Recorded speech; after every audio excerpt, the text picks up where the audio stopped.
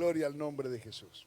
Mira, estos fines de semana que son así, en el caso mío, ¿qué pasa? Cuando a mí me toca ministrar así muy seguidito, quedo con un umbral muy chiquitito de poder entrar en el Espíritu, como que estoy ahí. Entonces de repente me río solo, lloro solo, me pasan esas cosas, ustedes no se asusten.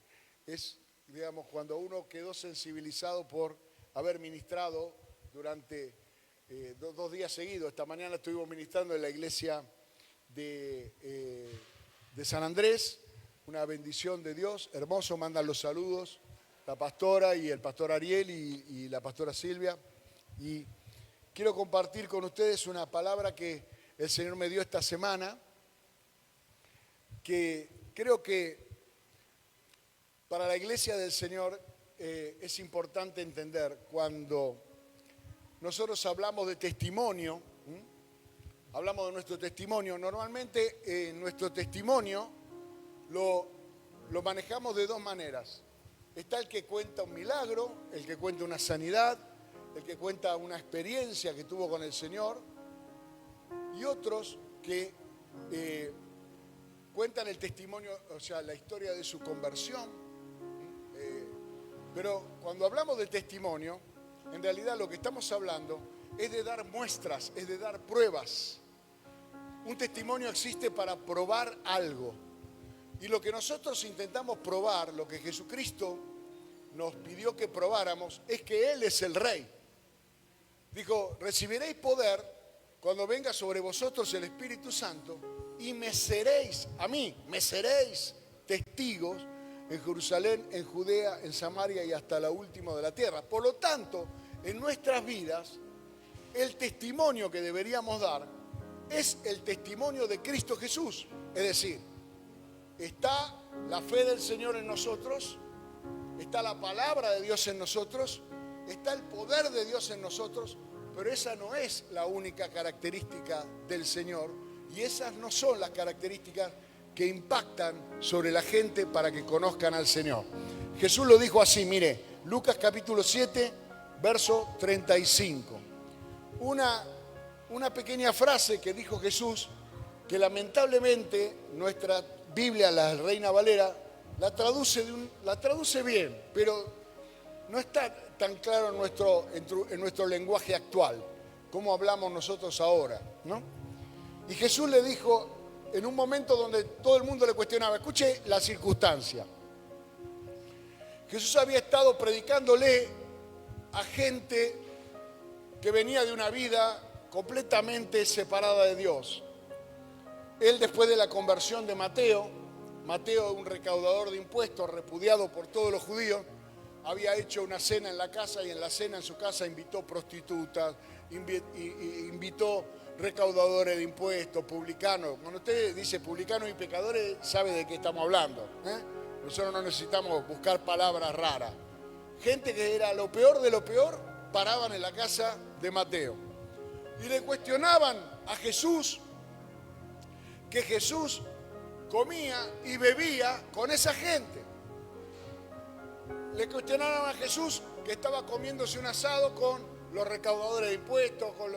Y Jesús dijo, en una oportunidad le dijo, los sanos no necesitan el médico, son los enfermos los que necesitan el médico. Yo no vine a llamar a los justos, sino vine a llamar a los pecadores al arrepentimiento. ¿Cuántos escucharon esta palabra alguna vez? Pero en esta oportunidad Jesús se ve que está un poco cansado de dar explicaciones y dice, pero para un momentito. Vino Juan el Bautista antes que yo. Y Juan el Bautista no hacía la que hago yo. Juan el Bautista ayunaba, no comía, se vestía con piel de camello, comía miel silvestre, oraba, ayunaba en el campo. Y a él tampoco ustedes lo escucharon. O sea que no es una cuestión de comportamiento. Porque yo como, bebo con pecadores, pero Juan el Bautista no. Era recontrasanto y a ese tampoco ustedes lo escucharon. Le cortaron la cabeza.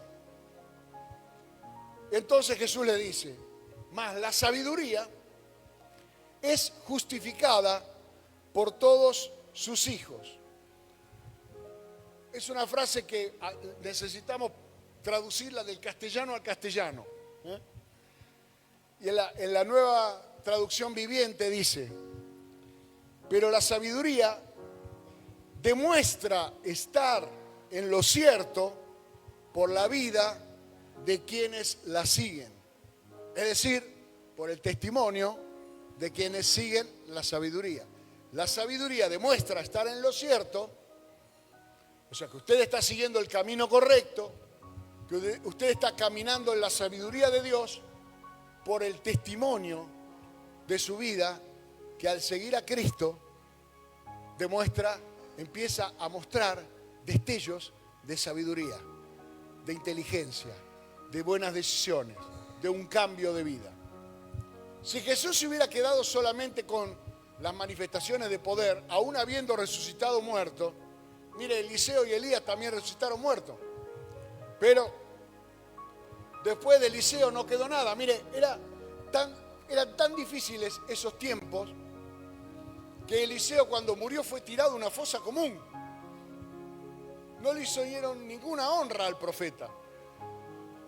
A pesar de que había hecho milagros y que había resucitado muertos, y un día tiraron a un muerto en el lugar donde estaba Elías, los huesos de Elías, y el muerto tocó los huesos de Elías y resucitó porque se llevó la unción en los huesos. No tuvo sobre quién delegar esa unción. No hubo un discípulo de Eliseo que fuera digno, porque Eliseo lamentablemente escogió a Giezi. Y los Giezi de este mundo no son herederos de la unción. Los Giezi de este mundo son los que lamentablemente, lo digo para los que conocen la historia de Eliseo y Giezi, amén. Los Giezi de este mundo hay muchos.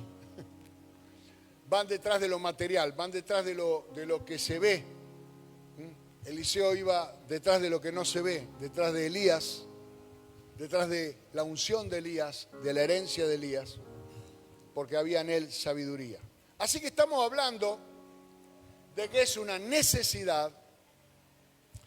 Yo siento como que retumba todo, no sé si ustedes ¿no? ¿Ustedes me escuchan bien a mí? Bueno, me retumba a mí. Bien, tenemos la necesidad de que el Espíritu de Jesucristo active en nosotros el legado, la herencia de sabiduría e inteligencia de Cristo Jesús.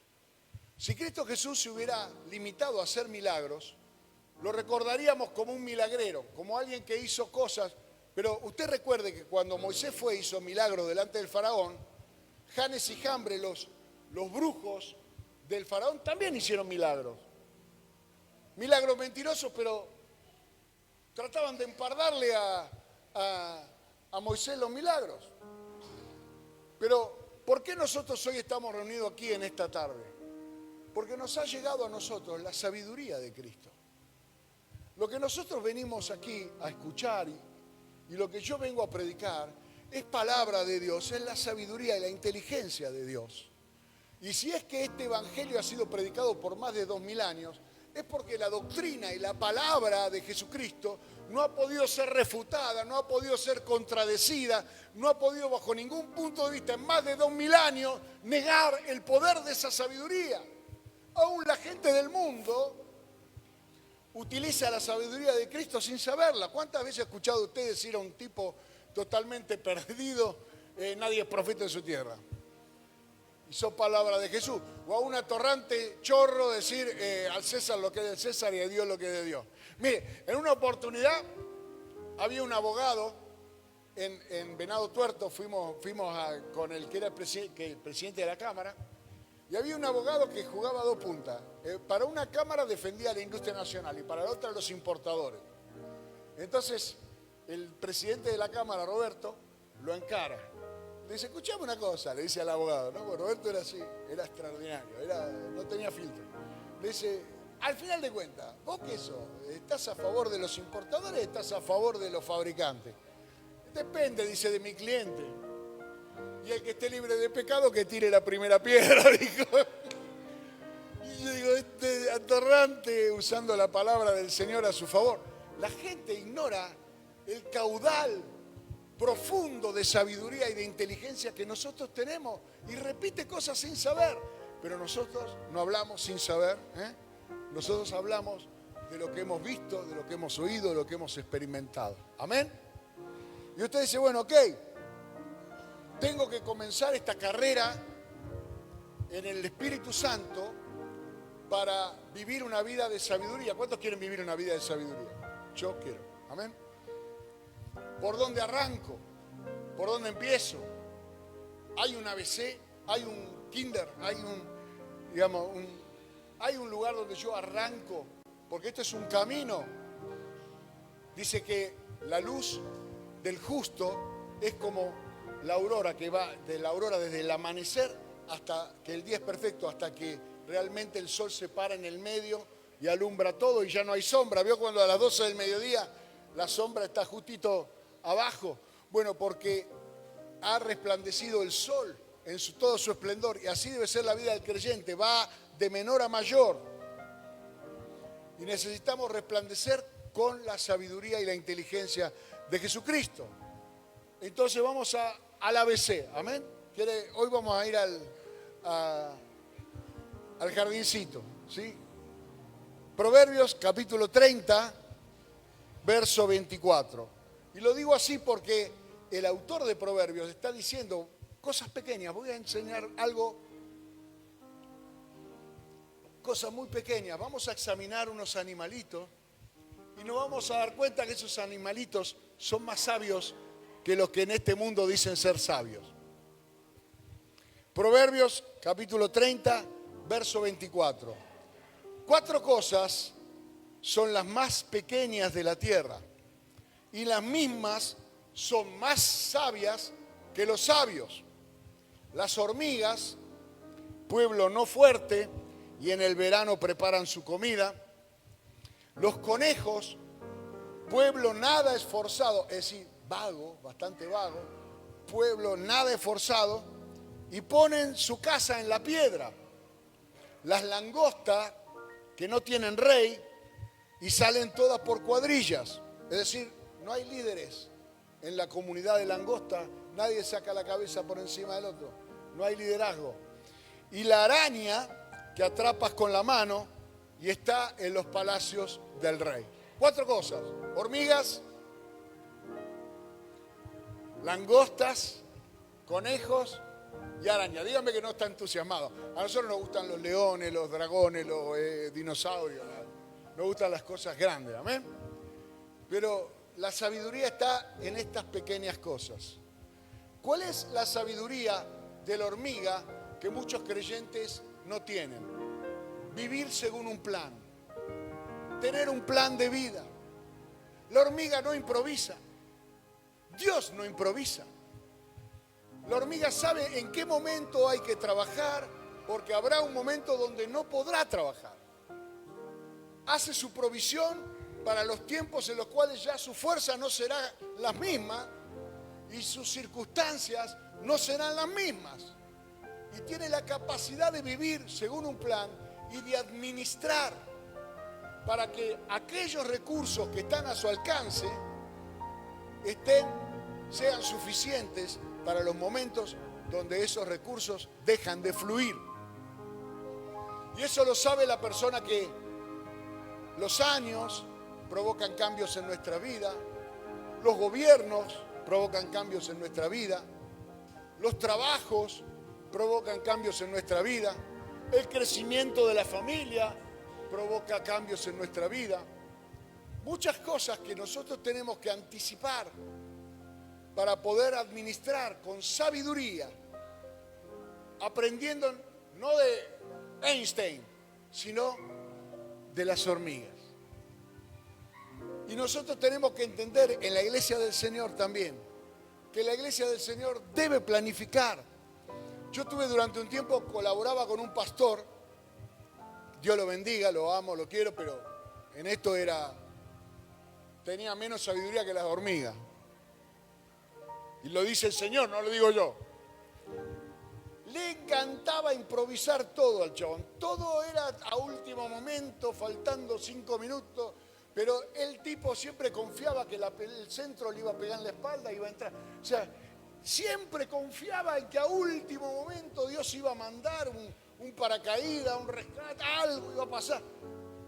Y entonces él venía y yo le decía, no, mira, tenemos que hacer este plan, tenemos que hacer el otro. Yo colaboraba con él y era un poco, en primer lugar porque yo era un poquito más grande que él y me sentía obligado a pastor joven a decirle, no improvisemos, hermano, porque hay una congregación atrás.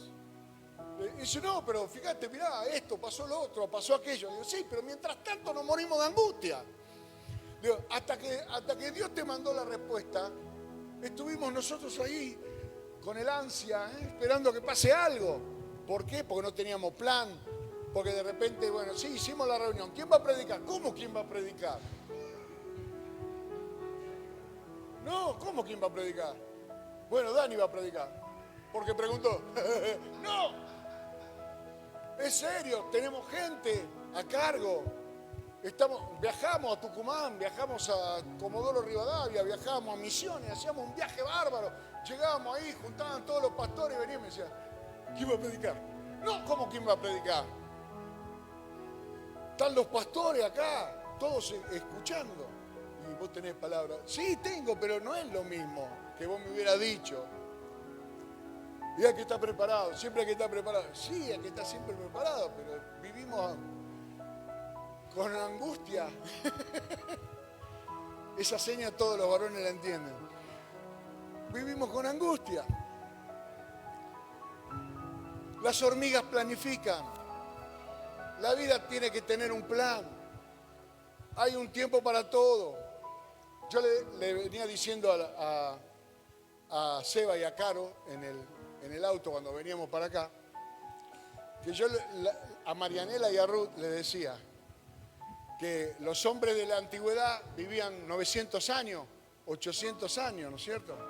Porque ellas me cargaban, porque yo decía, a mí me hubiera gustado ser abogado, a mí me hubiera gustado estudiar medicina. Me dice, ¿pero qué quería ser? ¿Médico y abogado? Sí, médico, abogado, ingeniero y todo quería ser yo. Le digo, si hubiera vivido 900 años como vivió Matusalén, me hubiera dedicado 100 años a estudiar y sería sabio 800 años. ¿O no? ¿No es una buena inversión? Y con eso las corría ella porque no hay tiempo. La juventud es una sola. Y el bocho te da bien, cuando vos sos joven, tenés la capacidad de memorizar, de recordar, no dejes pasar el tiempo. Entonces, es importante que los cristianos tomemos la determinación de pedirle al Señor, por medio del Espíritu Santo, que se despierte en nosotros la capacidad de administrar y de planificar. Jesucristo lo hizo. Mire, en la Biblia tenemos, así como hay hormigas, langostas, conejos y araña, representan a 4 hombres de Dios que están en la palabra de Dios. Las hormigas representan a José, el que tuvo sabiduría para... Todo el mundo habla de José sin conocerlo. ¿Ha oído hablar usted alguna vez de las vacas flacas? Eso es José. El sueño del faraón fue 7 vacas flacas y después 7 vacas gordas, 7 espigas flacas, después 7 espigas gordas. Y Josué dijo, oh, no, Dios lo que está diciendo es que va a haber 7 años de abundancia y 7 años de escasez. Juntemos en los años de abundancia para cuando vengan los años de escasez. Porque de esa manera no solamente vamos a comer en los años de escasez, sino que vamos a vender lo que nos sobra. Y lo que nos sobra nos va a enriquecer en la crisis. El que planifica, el que administra, cuando todo el mundo le va mal, prospera en la crisis. Saca la cabeza por encima de la crisis y da testimonio de que la sabiduría de Jesucristo es superior a la sabiduría del mundo. José, un ejemplo, pero Jesús también. Jesús vivió según un plan. Si usted lee el Evangelio de Mateo, cada 3 versículos dice, y esto lo hizo para cumplir la palabra del profeta tal. Y esto lo hizo para cumplir la palabra. Dios reveló su plan por medio de los profetas y Jesús no se salió del plan. Pero a la vez administró recursos. Tenía a sus 12 colaboradores, recursos humanos, Tenía colaboradores mujeres, Lucas capítulo 8, que lo sustentaban de sus propios bienes. Pero cuando le dio de comer a los 4.000 y cuando le dio de comer a los 5.000, tomó decisiones administrativas. Siéntenlo de a 50, cosa de que ninguno se vaya sin comer. Orden. Y luego dijo, junten todo lo que sobra. Cuando le dio de comer a los 5.000, 12 cestas llenas. Cuando le dio de comer a los 4.000, 7 canastas llenas. ¿Por qué? Porque había gente que mañana no va a tener para comer. Y el Señor dijo, esta abundancia que nos ha dado el Padre nos ha saciado hoy, pero hay gente que necesita comer mañana. Y entonces juntó 12 cestas, 7 cestas, porque Jesús era el administrador por excelencia. Siempre sabía cuál era su tiempo. No tienen vino, le dijo la madre. Y él dijo, bueno, no es mi tiempo ahora. Él tenía claro cuánto era su tiempo. Sin embargo, le dio a la madre el gusto de convertirle el agua en vino. Imagínense nosotros si tuviéramos ese don, ¿no? Flor de bodega tendríamos nosotros. ¿Se imagina abrir la canilla así? ¿Sí? Pero no es para eso. Es para que la alegría no decaiga, para que el gozo no decaiga. El Señor es capaz de administrar, porque Él no quiere que usted sufra, Él no quiere que usted... Y aunque tenga que esperar hasta el final, bueno, el vino bueno se sirve al final, así que tenga paciencia. Número 2, la langosta. La langosta es un bicho, dice, que la atrapas con la mano. Pero ¿dónde está el poder de la langosta? El poder de la langosta está en la unidad. La sabiduría de la langosta es, mira hermano, usted, no, porque Dios está en todas partes. No, olvídate, esa estupidez que te enseñaron en el mundo, no la quieras aplicar a la iglesia que tiene claro que la iglesia es el cuerpo de Jesucristo. Y que Cristo está donde está la iglesia, porque la iglesia es su cuerpo. ¿Se imagina si yo no estoy aquí? Mi cuerpo no está aquí, yo estaría aquí. Yo podría mandarle a los que nos están siguiendo por internet, muchachos, yo estoy acá. Usted me está escuchando, pero tiene que venir. Porque donde se reúne el cuerpo del Señor, donde están 2 o 3 reunidos en mi nombre, dijo Jesús, ahí yo estoy en medio de ellos. Hay poder en la unidad, hay que mantener la unidad. Salomón fue el hombre más sabio que hubo sobre la tierra, amén. Y un día vinieron 2 mujeres, ¿sí? Y le trajeron un bebé a Salomón. Imagínense uno de los bebés que tenemos nosotros acá. Y una de las mujeres, porque habían hecho barbaridad estas 2 mujeres. Y una se durmió sobre su bebé y lo mató. Pero como los 2 bebés eran del mismo tiempo, le sacó el bebé a la otra para quedarse con el bebé de la otra. ¿Cuánto lo han leído esto? Y vinieron a Salomón y le dijeron, tenés que resolver este problema, porque el bebé es mío y ella me lo quiere sacar, y ella dice que el bebé es de ella, pero el bebé de ella murió. Y Salomón dijo, listo, yo lo voy a arreglar esto rápidamente. Tráigame una espada. Una espada. Tráigame una espada. ¿Para qué quiere Salomón una espada?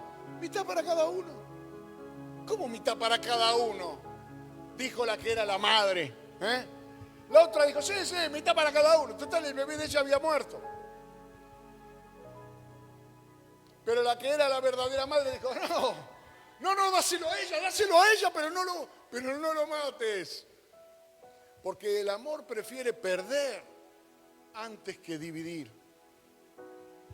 Y cuando uno realmente tiene sabiduría de parte de Dios, en la familia, prefiero perder una discusión antes que dividir la familia. Prefiero quedar como un sonso antes que tener enemistad con las personas que amo. Porque el amor cubre multitud de faltas y el amor preserva la unidad. Y Jesús oró al Padre y le dijo que sean uno, Señor, como vos y yo somos uno.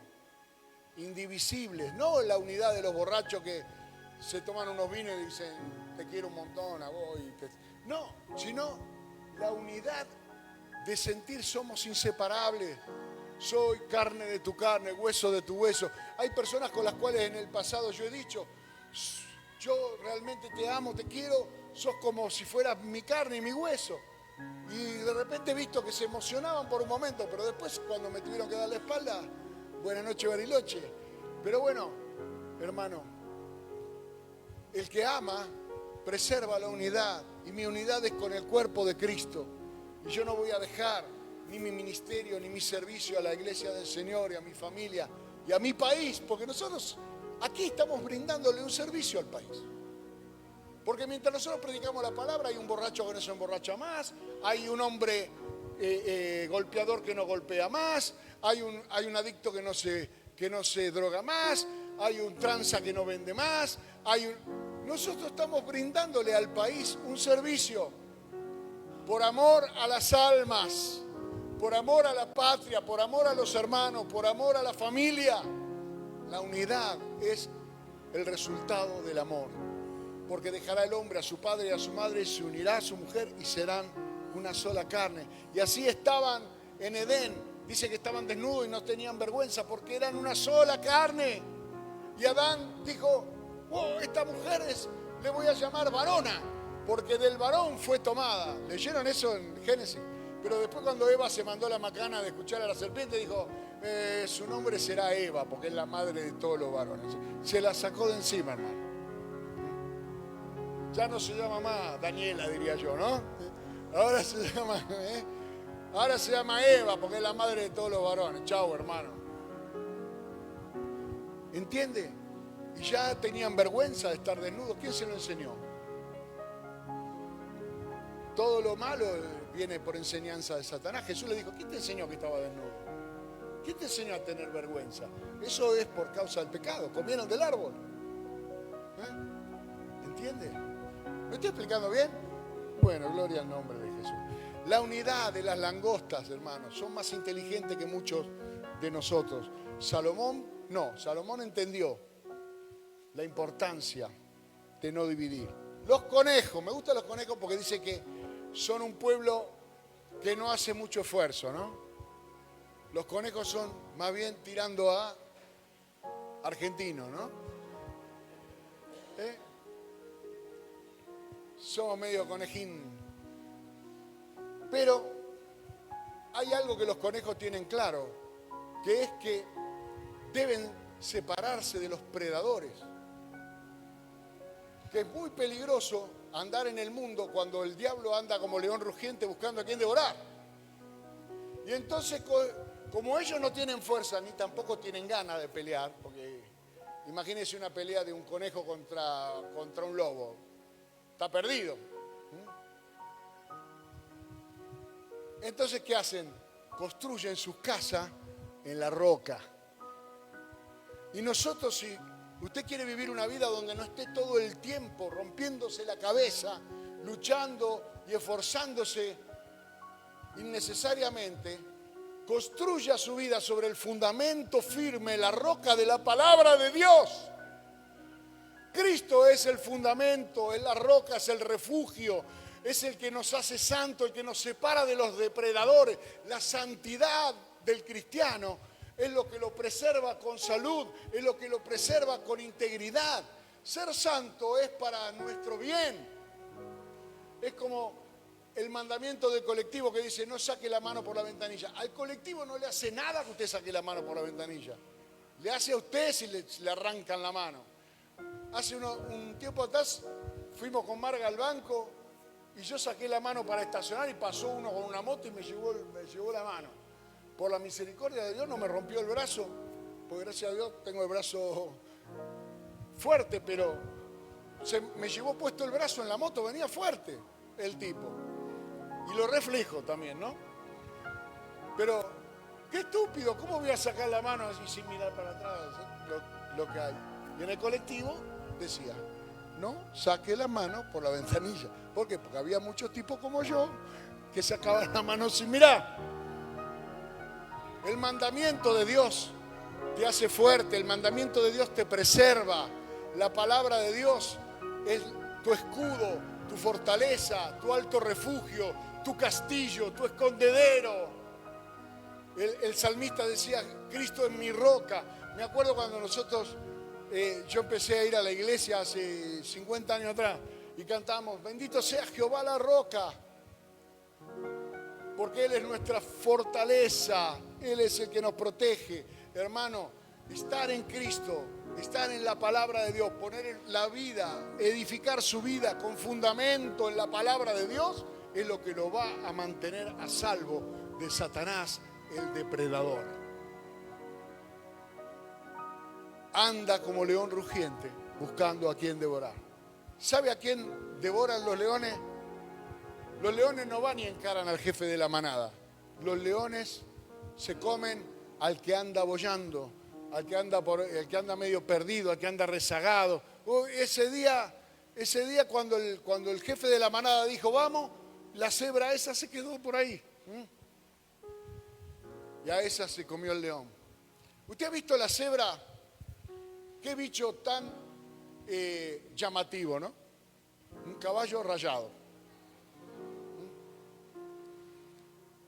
En la selva la ve de lejos. La selva es verde, marrón, verde. Pero ¿sabe cuál es la fortaleza de la cebra? Que cuando las cebras están juntas, es imposible distinguir una. Porque toda esa multitud de rayas, el león no sabe dónde hay una suelta. Él ve un masacote blanco y negro. ¿Me comprende? Y la fortaleza de las cebras está en la unidad. Hermano, cuando usted vea que el enemigo viene a tentarlo, recuerde que la fortaleza está en la unidad, en la palabra. Y ahora voy a ir por el último. Estas tres, hormigas, langostas y los conejos, son sabiduría de carácter colectivo. Amén. O sea, es una sabiduría que usted puede ejercitar en la iglesia, en la familia. Pero ahora voy a ir por la número 4, donde, el ejemplo de la Biblia, de un hombre que edificó la sabiduría de los conejos, es el profeta Daniel. Usted tiene 4 sabios en la Biblia: José, Salomón, Daniel, y en el Nuevo Testamento tiene el apóstol Pablo. Pero Daniel, fíjese, Daniel no se quiso contaminar con la comida del rey. Oraba 3 veces al día con las ventanas abiertas hacia Jerusalén. Y escudriñaba en las Escrituras la profecía de Jeremías, cuántos días el pueblo de Israel iba a pasar en cautividad. Ese era un hombre que estaba edificando su vida en el medio de la perdición de Babilonia sobre la roca firme. Amén. Muy bien. Gloria a Dios. La araña. ¿Cuántos han luchado contra las arañas en sus hogares? Ahora que yo vivo en el campo, hermano, es mundial. Yo abro la puerta así y empiezo. Pss, va, araña. Estoy comiendo y de repente un violín, la agarro del violín, araña. Es impresionante, no sabe de dónde viene, pero siempre hay alguna. Saco la tela, mañana está de vuelta. La saco la tela, mañana está de vuelta. ¿Qué es? ¿Cuál es la sabiduría de la araña? Que todo en la vida se consigue perseverando, insistiendo. Que el que afloja no tiene premio. Que el que abandona no tiene premio. Hay que hacerlo una vez y otra vez, y voy a orar hoy, y voy a orar mañana, y voy a orar pasado mañana, y voy a orar el mes que viene, como la viuda y el juez injusto. Perseverar, perseverar, perseverar. La Biblia dice, está firme, persevera hasta el fin, ese será salvo. Está firme con la armadura de Dios, está firme ante las acechanzas del diablo. Estad firme, ceñido vuestro lomo con la verdad, con la coraza de justicia, con el yelmo de salvación, con el apresto del evangelio de paz, con el escudo de la fe, con la espada del Espíritu. estar firme, perseverar, perseverar. El apóstol Pablo fue un ejemplo de perseverancia, hermano. Tenía problemas con todo. Primero que se convirtió, nadie creía en él. Dijeron, este que antes se llevaba preso a los judíos, no lo queremos acá. Y en Jerusalén despertó una enorme polémica, porque había muchos que no creían en que Pablo se había convertido. Dijo, este es un infiltrado. A este lo mandó Patricia Bullrich para desestabilizar. Y no era un infiltrado, se había convertido. Y él no le creían. ¿Y sabe qué hicieron? Si usted lee en el libro de los Hechos, lo lee con detenimiento, lo mandaron a Tarso, lo mandaron de vuelta para la casa. Mira, Pablo, acá en Jerusalén sos un problema. Andate para las casas. Andate a tu casa. Y dice, lo gracioso que en el libro de los Hechos dice, y Pablo lo mandaron a Tarso y entonces hubo paz en las iglesias de Jesucristo. O sea, el tipo era un tipo conflictivo. Pero cuando llegó el momento de ir a ministrar a los gentiles, a los no judíos, cuando aparece la primera iglesia en Antioquía, donde se los llamó cristianos a los cristianos por primera vez, Bernabé dice, ahí me lo voy a buscar a Pablo. Ahí voy a buscarlo a Saulo, porque ahí no tienen antecedentes condenatorios entre los gentiles. Y ahí fue donde desarrolló su ministerio y fue apóstol a los gentiles. Y el Señor nunca lo mandó a predicarle a los judíos. Siempre había problemas cuando Pablo le predicaba a los judíos, iba en cana. Pero cuando él ministraba a los gentiles, se abrían puertas, se plantaban iglesias, crecía la palabra del Señor y se multiplicaba. Y él perseveraba. Y un día vinieron los profetas y le dijeron, Pablo. Y un profeta agarró así, le sacó el cinturón y se ató las manos y los pies. Un profeta que se llamaba Agabo, Hechos capítulo 20. Y le dice, así dice el Espíritu de Dios, que van a llevar cautivo al dueño de este cinturón. ¿Quién era? Pablo. Y Pablo se despide de los pastores y de los ancianos. Dice, bueno, vengan todos, vamos a la playa a orar. Y le dice, yo tengo una fuerte inquietud en mi espíritu de ir a Jerusalén.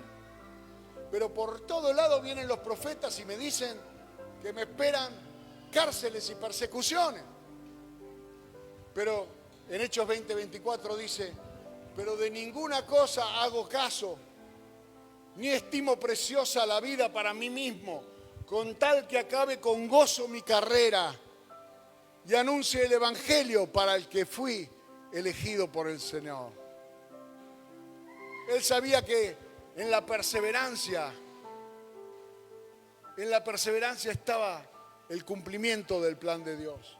11 libros del Nuevo Testamento fueron escritos por el apóstol Pablo. Y su testimonio, y sus milagros, y su obra, y su sabiduría, y su inteligencia, sobre todo eso, testimonio de su sabiduría, es lo que hoy ha mantenido a la iglesia en la doctrina correcta para seguir a Jesucristo. Jesucristo, dice en el libro de Hebreos, en el capítulo 12, corramos, despojémonos de todo peso y del pecado que nos asedia. ¿Cuánto leyeron Hebreos 12? Y corramos con paciencia la carrera que tenemos por delante, puestos los ojos en Jesús. Corramos con paciencia, perseverando, con los ojos puestos en Jesús, autor y consumador de la fe, quien sufrió tal contradicción de los pecadores. Mire, si hay algo horrible, es que alguna persona a la que usted quiere ayudar, esa persona no se deja ayudar. Y le da a usted un montón de excusas y argumentos para seguir en su ruina. Y no le permite a usted ayudarlo. Imagínese, usted está con el tipo se está ahogando. Usted tiene el salvavidas y el tipo le dice, no, el salvavidas naranja, blanco no, blanco no. Está loco, hermano, te estás ahogando.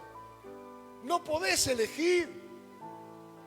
No, que venga un bañero más musculoso. Hermano, no. Y Jesús sufrió eso. Jesús le venía a predicar la salvación y ellos lo rechazaban. Jesús venía a explicarles cómo escapar del infierno y ellos lo rechazaban. Jesús venía a explicarle cómo vivir una vida que valga la pena ser vivida y ellos lo rechazaban. Él les hablaba de la resurrección, de la vida eterna, del amor de Dios, de la provisión de Dios, de la santidad, de la sanidad, de la libertad. Y ellos decían, es el hijo del carpintero, ¿a quién le ganó? ¿Qué me va a venir a decir este tipo a mí si laburaba de carpintero en Nazaret, que es un pueblo almóndiga de Tierra Santa? Que nosotros sabemos que Nazaret existe porque Cristo vivió ahí, si no, no tendríamos la menor idea. Es un pueblo donde no pasa nada. Pero la perseverancia de Cristo frente a las tentaciones, frente a las pruebas, la perseverancia de Pablo, como la araña, hermano. Mira, hermano, le tiraron la telaraña, mañana, hermano, empiece a tejer otra vez.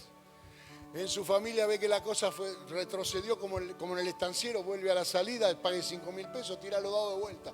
Tiene que empezar otra vez, tiene que volver a empezar, y volver a empezar, y volver a empezar, y volver a empezar. Y si tiene que, un día antes de la venida del Señor, usted tiene que volver a empezar, usted se va con el Señor. Pero mire, si usted está a 1 metro de encontrar petróleo y deja de excavar, dice, no, ya hice un pozo muy grande, dice 200 metros, y el petróleo está a 1 metro. ¿Quién sabe, hermano, lo que sería su vida dando el próximo paso? Bueno, yo quiero saberlo, voy a dar el próximo paso. Voy a perseverar. Y esas 4 sabidurías que la iglesia tiene que desarrollar, 3 son colectivas, pero esta específicamente es personal. Es individual. Yo no puedo perseverar por vos. Vos tenés que perseverar por vos mismo. Y tenés que hacerlo por tu vida, tenés que hacerlo por tu salud, tenés que hacerlo por tu familia, tenés que hacerlo por tus influencias, por tu barrio, por tu país. Tenés que perseverar en Cristo porque no sabés hasta qué punto Dios va a usar tu vida para afectar la vida de otros. Dios nos pone en lugares estratégicos cuando nos rendimos a Él, porque dice, este me es un instrumento en este lugar. Y de esta forma voy a llegar a otros que otros no pueden llegar. Y Dios tiene su tablero, hermano. Y ahí están, hay destornilladores, hay llave, hay... Si usted quiere sacar la perilla de una radio con un destornillador grande, no va a poder. Para ahí necesita uno chiquitito, esos que se llaman perilleros. Un reloj, usted no lo puede abrir con una llave inglesa. Cada herramienta es para el uso, para el fin, para el destino que Dios le quiere dar. Y eso se revela cuando usted se dispone, cuando usted realmente se entrega en los brazos del Señor y le dice, heme aquí, Señor, envíame a mí. Todavía me falta un golpe de horno, pero no importa. Yo puedo ser útil para otro. Yo puedo servir a otro. Porque así como vos me rescataste a mí, yo puedo ser rescatista para otro. Porque lo hizo conmigo. Yo siempre cuando alguno me dice, ¿y Dios me querrá salvar a mí? Le digo, mira, hermano, me salvó a mí. Digo, Dios nos ama con un amor que no podemos explicar. Pero quiere que haya entre nosotros sabiduría e inteligencia para dar testimonio. Y termino con esto. Dios sabe que no contamos con tiempo infinito. Que usted no puede leerse todos los libros del mundo, toda la biblioteca del mundo, no puede. Salomón necesitaba ser rey y entonces Dios le impartió en una noche sabiduría. Jesucristo se presentó después de haber resucitado a los discípulos y les abrió el entendimiento para que conociesen la Escritura por medio de una impartición. Cuando el Espíritu Santo vino sobre la iglesia en Pentecostés, ellos aprendieron idiomas que nunca habían hablado. Es el Espíritu de Dios la fuente de toda sabiduría e inteligencia. Y el Señor está dispuesto para el que tiene fe. Y si usted tiene fe para ser salvo, si usted tiene fe para recibir el bautismo del Espíritu, si usted tiene fe para ser sano, tiene que tener fe para ser sabio e inteligente en el Señor. y decirle al Señor, sí, yo quiero eso. Total, no voy a presumir. Cuando alguien me diga, ¿de dónde sacaste esto? Yo le voy a decir, de mi Señor, de mi Dios que me instruye. El salmista decía, mis riñones, porque la Biblia dice que Dios escudriña la mente y el corazón. ¿Cuántos lo han leído? Pero usted sabe que esta es una traducción falluta esa, porque la Biblia dice que Dios escudriña la mente y los riñones. Hay algo que los riñones en el proceso tienen que ver. Y el salmista David dice que durante la noche, mientras él duerme, los riñones lo aconsejan. Es decir, ¿qué quiere decir esto? Que la sabiduría es visceral. Que Dios se mete no solamente en tus conocimientos, sino que empieza a hacer carne de tu carne, hueso de tu hueso. Tus huesos, tu carne, tus órganos transpiran sabiduría, respiran sabiduría, circula sabiduría por tus venas. Porque somos una sola carne con Cristo Jesús. Y eso es lo que en esta noche yo siento en mi corazón que debemos impartir. Póngase de pie, vamos a orar al Señor.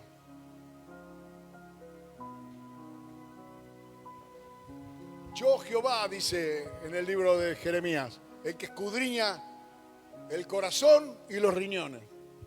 Interesante. Tal vez en los riñones hay algo que yo desconozco. ¿Hay algo? Bueno, gloria a Dios. Bueno, y Reina Valera lo ocultó, le puso a la mente ahí porque tenía ganas, porque no decía eso. Así que vamos a orar y vamos a impartir sabiduría. Y usted haga esto con sus hijos. Ore con sus hijos y pídale a Dios sabiduría. Dice que Jesús crecía en salud, en inteligencia y en gracia para con Dios y para con la gente. Ore por sus hijos. Dígale, yo en el nombre de Jesús oro para que tengas sabiduría, salud, inteligencia y gracia para con Dios y para con los hombres. Oro para que Dios te dé espíritu de sabiduría, de inteligencia para Dios, para gracia con Dios, gracia con los hombres, salud, que crezcas en todas las áreas, no solamente te venga grandote de alto, sino que también crezca tu intelecto, tu capacidad de comunicación, tu sabiduría. Y el Espíritu de Dios lo hace. El Espíritu de Dios lo hace porque dice en el libro de Santiago que si alguno tiene falta de sabiduría, pídale a Dios que la das abundantemente y sin reproche.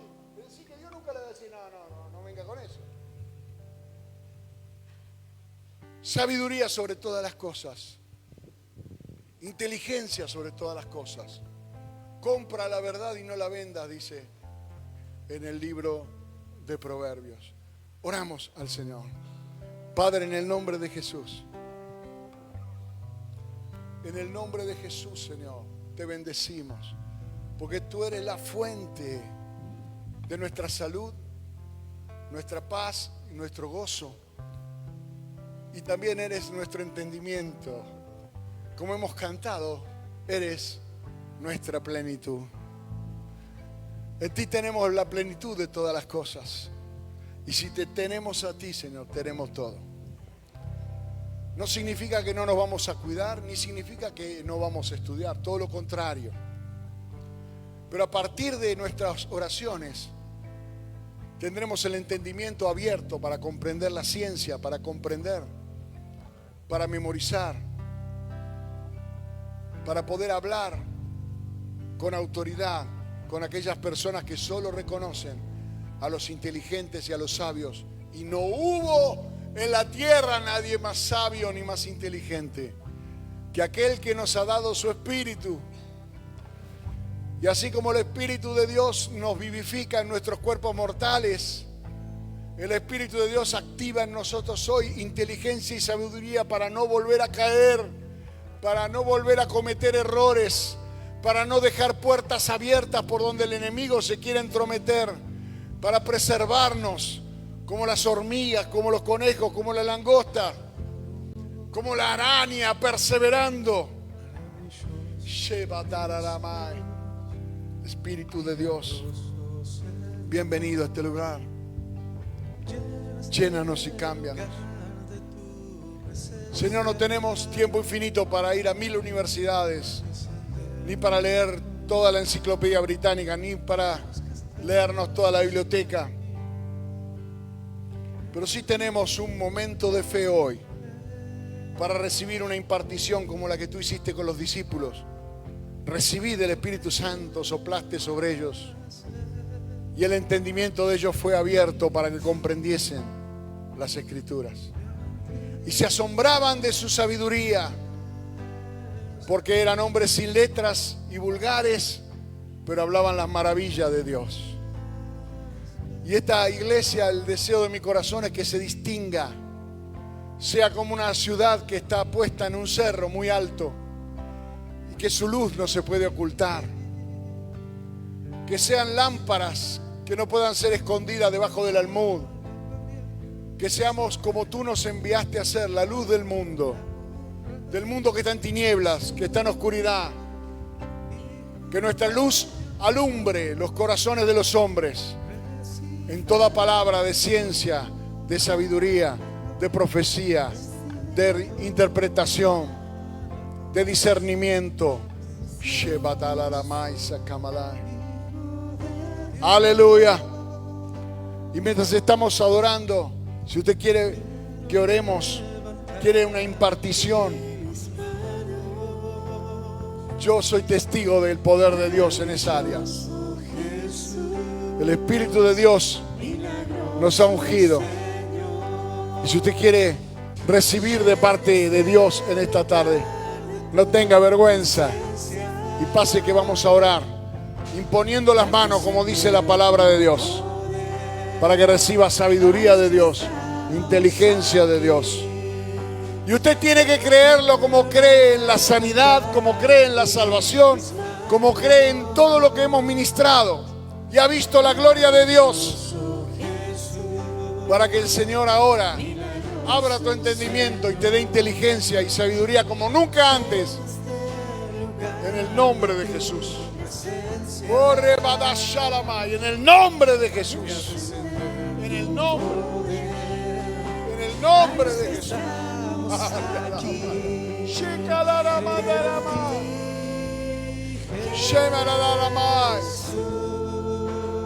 Crea como los niños creen.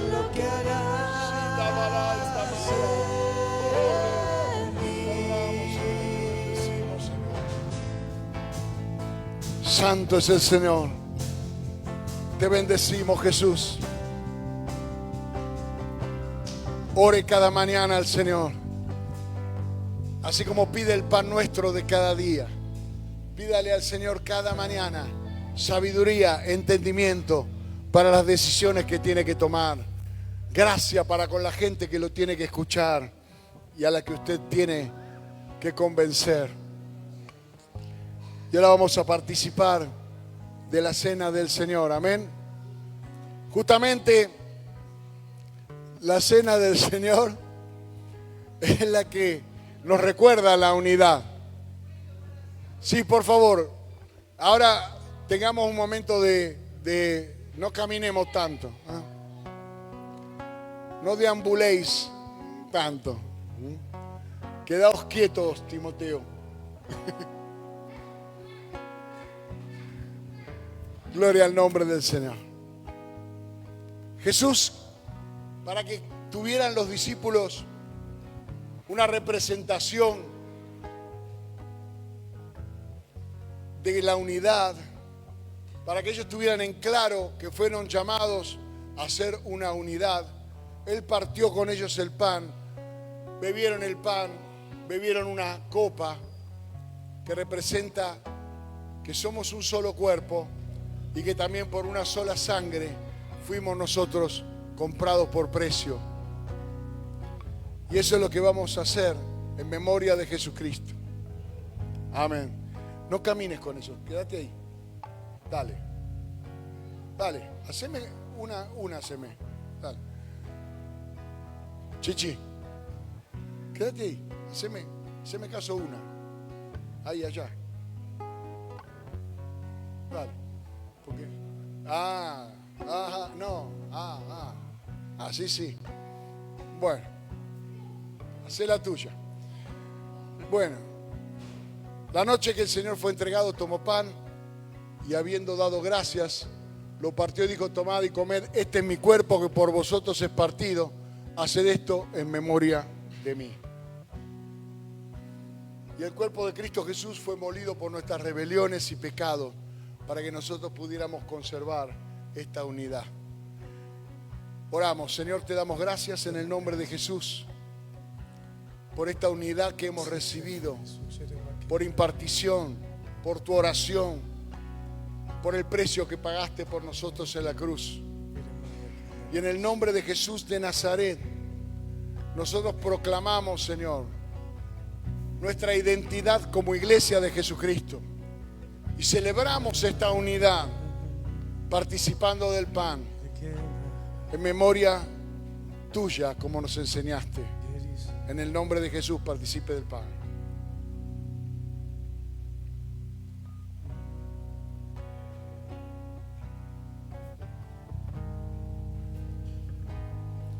Después de haber cenado, dice la Biblia que tomó la copa y dijo: esta es la copa del nuevo pacto en mi sangre. Bebed de ella todos, Timón. Por eso todas las veces que comieres este pan y bebieres esta copa, la muerte del Señor anunciáis hasta que Él venga. Esta copa representa la sangre de Cristo que se derramó por el perdón de nuestros pecados, el precio con el que Él nos apreció. Y al participar de ella nosotros estamos reconociendo dos cosas: que somos limpios del pecado en primer lugar, pero en segundo lugar que hemos sido comprados por precio y que le pertenecemos a Jesucristo por el precio que Él pagó de su sangre, y que el diablo no tiene poder sobre nosotros porque somos pertenencia, posesión de Cristo Jesús. Esa es la razón por la cual cuando el enemigo viene invocamos la sangre de Jesucristo, porque el enemigo no quiere que nosotros le recordemos lo que significa la sangre de Cristo para nosotros. Es el precio de nuestra redención, es la declaración de que le pertenecemos a Dios y que el diablo no tiene autoridad sobre nosotros. Por eso cuando ministramos liberación, usamos la sangre de Jesucristo para recordarle al enemigo que estamos liberando a alguien con la autoridad que tenemos, que nos la ha dado el derramamiento de la sangre de Jesús en la cruz. ¿Entiendes? La sangre de Cristo sigue teniendo poder para perdonar pecados, pero también sigue recordando el precio pagado, el precio de nuestra redención. Y al participar de la copa yo estoy diciendo: yo pertenezco a Cristo, yo le pertenezco a Él. Así que participemos de la copa. Aleluya, gloria a Dios. Damos gracias a Jesús, amén. Aproveche este momento para saludar a 2, 3, 4, denle un abrazo, denle un beso de hermano, amén. Amén. Aleluya. Jesús, tu sangre. Aleluya.